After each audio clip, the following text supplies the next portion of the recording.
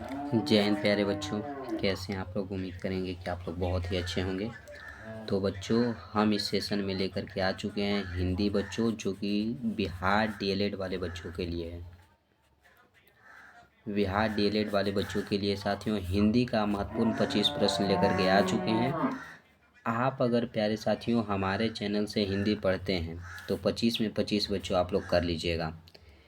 अगर जो बच्चे कमज़ोर हैं तो वो 20 से 22 प्रश्न तो अवश्य ही कर लेंगे, और जो पढ़ने में अच्छे हैं वो 25 में 25 कर लेंगे बच्चों। यहाँ से आज से अगर हिंदी की शुरुआत आप करते हैं तो एग्ज़ाम टाइम तक आप 25 में 25 करने के काबिल हो जाएंगे। और डेली साथियों जीके जीएस का क्लास चलता है, जो कि 20 में 20 करना है बच्चों। तो चैनल से ज़रूर जुड़े, सभी बच्चे चैनल को सब्सक्राइब कर लेंगे, साथ ही साथ घंटी को दबाकर बेल आइकन को ऑल पे सेट कर लेंगे। ठीक है बच्चों, सेशन अच्छा लगे तो सभी बच्चे लाइक करेंगे और इस सेशन को सभी दोस्तों तक शेयर कर दीजिए, ताकि आपके दोस्त भी पढ़ें और दोस्तों को ऐसा ना लगे कि काश मुझे पहले पता होता तो यहाँ से पढ़कर अच्छे से अच्छे मार्क्स को गेन कर सकते थे, सरकारी कॉलेज के लिए हमारा रैंक आ सकता था। तो आप लोग वैसे दोस्तों तक ज़रूर शेयर करें बच्चों, ताकि आपके दोस्त भी पढ़ सकेंगे। पीडीएफ अगर क्लास की चाहिए तो टेलीग्राम का लिंक आपको डिस्क्रिप्शन में दिया गया है, आप वहां से जाइए और टेलीग्राम पे जुड़ जाइए। वहां पे बच्चों आपको पीडीएफ दिया जाएगा। जो एक्स्ट्रा बताएंगे वो कॉपी और पेन लेकर बैठिएगा, नोट करते चलिएगा बच्चों। तो चलते हैं, स्टार्ट करते हैं इस सेशन को। देखिएगा क्या है पहला, द्विगु समास का उदाहरण है। द्विगु समास बोला जा रहा है बच्चों, अन्वय, दिन रात, चतुरानन, त्रिभुवन। तो अगर द्विगु समास कहे तो इसमें संख्यावाचक हो। क्या हो बच्चों? संख्यावाचक। ठीक है बच्चों। तो दिन रात, अगर दिन रात की बात करेंगे तो यह हो जाएगा आपका द्वंद्व समास। द्वंद्व समास हो जाता है दिन रात, यानी कि विलोम दिया रहे तो वो हो जाता है आपका द्वंद्व समास। तो आप कहिएगा कि चतुरानन। चतुरानन बच्चों अगर देवी देवताओं का पर्यायवाची रहता है तो वो होता है आपका बहुव्रीहि समास। बहुव्रीहि समास हो जाएगा। ठीक है। त्रिभुवन, त्रिभुवन यानी तीन भवन बच्चों, त्रिभुवन हो जाएगा आपका द्विगु समास। ऑप्शन नंबर डी को आप लोग नोट कर लीजिएगा। ठीक है, क्लियर हो जाएगा यहाँ तक। तो आप लोग बहुव्रीहि समास जान लीजिएगा कि जो देवी देवताओं का अगर पर्यायवाची है, जैसे चतुरानन हो गया, दशानन हो गया, ये सब क्या हो जाएगा आपका बहुव्रीहि समास। द्वंद्व समास अगर बच्चों विपरीतार्थक पर्यायवाची हो, विलोम हो बच्चों, विपरीतार्थक या विलोम, दिन का विलोम रात, तो वो होता है आपका द्वंद्व समास। द्विगु रहेगा जिसमें संख्यावाचक हो, संख्या का बोध हो। अगले प्रश्न पे चलेंगे, डी राइट हो जाएगा, नोट कर लीजिएगा सभी बच्चे। अगला क्वेश्चन है कि इनमें से द्वंद्व समास का उदाहरण है। द्वंद्व समास अभी हमने बताया कि विलोम हो। रुपया पैसा बच्चों, चौराहा आपका आता है द्विगु समास में। द्विगु समास चौराहा हो जाएगा। ठीक है। अब ये बच्चों अधिकतर टीचर आपको क्या बताएंगे कि योजक चिन्ह देखो, योजक चिन्ह बच्चों आप लोग देखिए और मार दीजिए किसमें? द्वंद्व समास में। तो रुपया पैसा, तो वो हम वैसे बच्चों को कहना चाहेंगे जो वैसे पढ़ करके ये क्वेश्चन को बताएंगे। उन बच्चों को कहना चाहेंगे कि बच्चे आप बताइए, तो योजक चिन्ह देखिए और बताइए कि धीरे धीरे के बीच में आपको योजक चिन्ह तो दिख रहा है। क्या योजक चिन्ह दिख रहा है बच्चों? तो बताइएगा आप कि ये योजक चिन्ह देख के आप कौन से समास बताइएगा। मैं आपसे ये प्रश्न का आंसर जानना चाहता हूँ। तो बच्चे योजक चिन्ह देखिए और द्वंद्व समास मारिए, ये आपका गलत हो जाएगा, क्योंकि धीरे धीरे में बच्चों अव्ययी भाव समास है। ये अव्ययी भाव समास, ठीक है, अव्ययी भाव समास आपका हो जाएगा। तो वैसा नहीं करना है, योजक चिन्ह को नहीं देखना है बच्चों।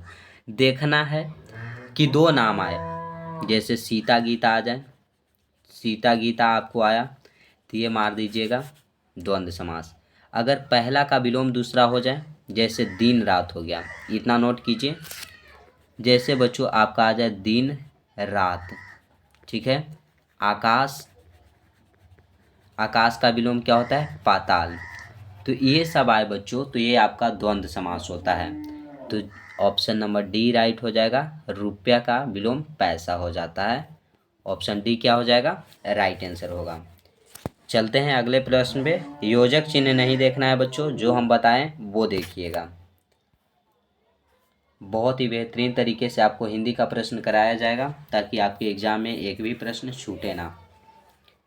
अव्ययी भाव समास का एक उदाहरण यथाशक्ति का सही विग्रह क्या है? यथाशक्ति बच्चों अव्ययी भाव समास, अगर किसी भी शब्द के पहले यथा लगा रहे बच्चों, यथा, प्रति, बे, भर, ये सब लगा रहे ना, तो वो समझिएगा वो आपका अव्ययी भाव समास है। जैसे यथाशक्ति, इसमें यथा लगा हुआ है तो वो क्या हो जाएगा? अव्ययी भाव समास। इसका विग्रह पूछा जा रहा है, सही विग्रह क्या होगा? तो सही विग्रह प्यारे साथियों शक्ति के अनुसार हो जाएगा। अव्ययी भाव समास जिसका पहला पद प्रधान होता है, तो शक्ति के अनुसार हो जाएगा। ऑप्शन नंबर सी जो है वो क्या हो जाएगा? राइट हो जाएगा। अगला देखिएगा, उत्पत्ति के आधार पर शब्द के कितने भेद होते हैं? उत्पत्ति के आधार पे आपसे शब्द के भेद पूछे गए हैं। कितने होते हैं बच्चों? ते होते हैं 4 भेद होते हैं। ऑप्शन नंबर बी जो है वो राइट हो जाएगा आपका, 4 भेद। ठीक है। अगला प्रश्न, संस्कृत के ऐसे शब्द जिसे हम ज्यों का त्यों प्रयोग में लाते हैं कहलाता है। ज्यों का बच्चों, ज्यों का त्यों प्रयोग में लाते हैं वो क्या कहलाता है? तत्सम, तद्भव, देशज या विदेशज? बताइएगा। ज्यों का त्यों अगर प्रयोग करते हैं बच्चों, यानी कि शब्द को हम नहीं बदलते हैं, तो वो होता है तत्सम। तत्सम जिसे बदल देते हैं वो तद्भव, जो हमारे देश का है देशज, और जो विदेश का होता है उसे विदेशज कहते हैं। यही शब्द के 4 भेद हैं। 4 भेद हमने बताया बच्चों कि शब्द के कितने भेद? 4। तत्सम, तद्भव, देशज और एक विदेशज। ठीक है। तत्सम जिसे बदलते नहीं है, तद्भव जिसे बदल देते हैं, देशज जो देश का है, विदेशज जो विदेश का शब्द है। ठीक है। अगले प्रश्न पे चलेंगे। ए राइट है आंसर। निम्नलिखित में रूढ़ शब्द कौन सा है? देखिएगा, रूढ़ शब्द बच्चों जिसे विग्रह नहीं किया जा सकता है, जिसे नहीं तोड़ा जा सकता है। जैसे विद्यालय है, विद्या धन आलय, विद्यालय। ठीक है। समतल भी टूटेगा, वाचनालय भी टूटेगा, लेकिन पशु को क्या आप तोड़ेंगे? नहीं। तो यह रूढ़ शब्द है। ठीक है। रूढ़ शब्द है, जिसे हम विग्रह नहीं करेंगे वो रूढ़ होगा। क्लियर है। अगला प्रश्न देखिए, अर्धसम मात्रिक का छंद है। अर्धसम मात्रिक का बच्चों आपसे छंद पूछा गया कि छंद क्या होगा? तो छंद होगा आपका दोहा। ऑप्शन नंबर बी जो है वो क्या होगा? राइट हो जाएगा। चौपाई में प्रत्येक चरण में मात्राएं होती है। चौपाई के बच्चों प्रत्येक चरण में जो मात्राएं होती है 16 मात्राएं होती है। ऑप्शन नंबर आपका सी जो है वो क्या हो जाएगा? राइट हो जाएगा। ऑप्शन नंबर सी बच्चों। अगला प्रश्न आता है कि शब्द रचना के आधार पर बताइए कि कौन सा शब्द योग रूढ़ है। योग रूढ़ है बच्चों, बताइएगा। पवित्र, कुशल, विनिमय, जलज। तो जो टूटेगा बच्चों वो योग रूढ़ हो जाएगा। तो ये आपका हो जाएगा जलज। जलज होता है जल धन ज, जलज। ऑप्शन नंबर डी जो है वो राइट हो जाएगा, इसका विग्रह होगा। लेखक शब्द के अंत में कौन सा प्रत्यय लगा हुआ है? लेखक के बच्चों अंत में कौन सा प्रत्यय होगा? तो देखिए, लेखक का होता है बच्चों लेख धन अक, लेख धन अक, लेखक क्या हो जाएगा? लेखक। तो आपका अक प्रत्यय आ जाता है। ऑप्शन नंबर डी जो है वो राइट हो जाएगा। प्रत्यय बच्चों जो अंत में आए, उपसर्ग जो पहले आ जाए। ठीक है। उपसर्ग पूछता तो पहले बता देते लेख, लेकिन जो अंत में आ जाए अक, ये हो गया आपका प्रत्यय। अगला है, अनुज शब्द को स्त्रीवाचक बनाने के लिए किस प्रत्यय का प्रयोग करेंगे? अनुज का बच्चों स्त्रीवाचक बनाने के लिए कौन सा प्रत्यय का प्रयोग करेंगे? तो अनुजा बच्चों, अनुजा, अनुजा स्त्री हो जाएगा, क्या हो जाएगा? अनुज का बच्चों अनुज, अनुज धन आ, अनुजा, अनुजा जो होगा आपका यह स्त्री शब्द हो जाएगा। ऑप्शन नंबर सी जो है वो क्या होगा? राइट आंसर हो जाएगा। अगला प्रश्न आता है, शुद्ध शब्द को स्त्रीवाचक बनाने के लिए आप किस प्रत्यय का प्रयोग करेंगे? किस प्रत्यय का प्रयोग करेंगे बच्चों? प्रत्यय जो अंत में लगता है, उपसर्ग जो पहले लगता है। सुतिया, ईया हो जाएगा बच्चों, ईय प्रत्यय हो जाएगा। ऑप्शन नंबर, सॉरी बच्चों, आप प्रत्यय इसमें हो जाएगा, क्या होगा? आप प्रत्यय हो जाएगा। ऑप्शन नंबर बी जो है होगा वो राइट आंसर होगा। अगला प्रश्न आता है, पाप पुण्य में कौन सा समास है? पाप पुण्य, तो देखिए पाप किए पुण्य किए, ये पाप का विलोम हो गया, योजक चिन्ह नहीं है बच्चों, फिर भी ये क्या हो जाएगा? यह हो जाएगा द्वंद्व समास। क्या होगा? द्वंद्व समास होगा। ऑप्शन नंबर बी राइट हो जाएगा। तो योजक चिन्ह पे नहीं जाने का है, ठीक है। लंबोदर में कौन सा समास है? तो लंबोदर बच्चों हमने बताया कि अगर देवी देवताओं का पर्यायवाची रहे तो वो बहुब्रीहि होता है। तो लंबोदर गणेश का बच्चों ये क्या है? पर्यायवाची है, तो हो जाएगा बहुब्रीहि समास। ऑप्शन नंबर डी जो है वो राइट आंसर हो जाएगा, ठीक है। क्लियर हो जाएगा साथियों। अगले प्रश्न पे चलेंगे। अगला ध्यान दीजिए, क्या है प्रश्न? क्वेश्चन है कि देश प्रेम में कौन सा समास है? देश प्रेम में आपसे समास पूछा गया, कौन सा होगा? अव्ययी भाव, तत्पुरुष, द्विगु, बहुब्रीहि। तो देश प्रेम बच्चों किसी का पर्यायवाची है देवी देवताओं का? नहीं, तो बहुब्रीहि खत्म। द्विगु संख्यावाचक है ये? नहीं, तो द्विगु भी खत्म। यथा प्रति बे भर लगा हुआ है पहले? नहीं बच्चों, तो अव्ययी भी खत्म। तो क्या हो जाएगा? तत्पुरुष समास। देश के प्रति प्रेम, देश से प्रेम, तो इसमें आ गया बच्चों कारक चिन्ह, तो ये हो जाएगा तत्पुरुष समास। ऑप्शन नंबर बी जो है वो क्या हो जाएगा? राइट आंसर हो जाएगा। क्लियर है मेरे प्यारे शेर शेरनियों? कमेंट बॉक्स में बताइए। चैनल को अभी तक सब्सक्राइब जो बच्चे नहीं किए हैं वो सब्सक्राइब करके घंटी को ऑल पे सेट कर लीजिए।